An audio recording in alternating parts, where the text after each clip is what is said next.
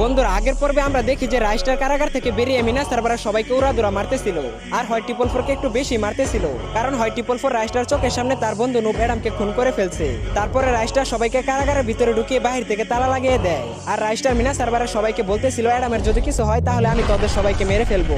এই কথা বলে রাইস্টার অ্যাডামের কাছে চলে আসে আর দেখতে পায় যে অ্যাডাম মারা গেছে। কিন্তু তার আগে বন্ধুরা, তুমি যদি ফ্রি ফায়ার লাভার হও তাহলে ভিডিওটাতে লাইক দিয়ে চ্যানেলটা সাবস্ক্রাইব করে দাও, আর যদি পাবজি লাভার হও তাহলে পাবজি লাভার লিখে একটা কমেন্ট করো। তারপরে রাইস্টার কান্না করতে করতে অ্যাডামকে দাফন করার ব্যবস্থা করে, আর অ্যাডামের মৃত্যু দেখে ইন্ডিয়া সার্ভারের সবাই কান্নায় ভেঙে পড়ে। এরপর তারা সবাই কান্না করতে করতে যখনই অ্যাডামের লাশের উপর ফুল দিচ্ছিল, তখনই রাইস্টার পিছন দিকে তাকিয়ে দেখে যে মিনা সার্ভারের পুরো গ্যাং এখানে চলে আসছে, আর হয় ট্রিপল ফোর এসে সবাইকে বলতেছিল আজকে অ্যাডামের সাথে তোদের সবাইকে কবর দিব।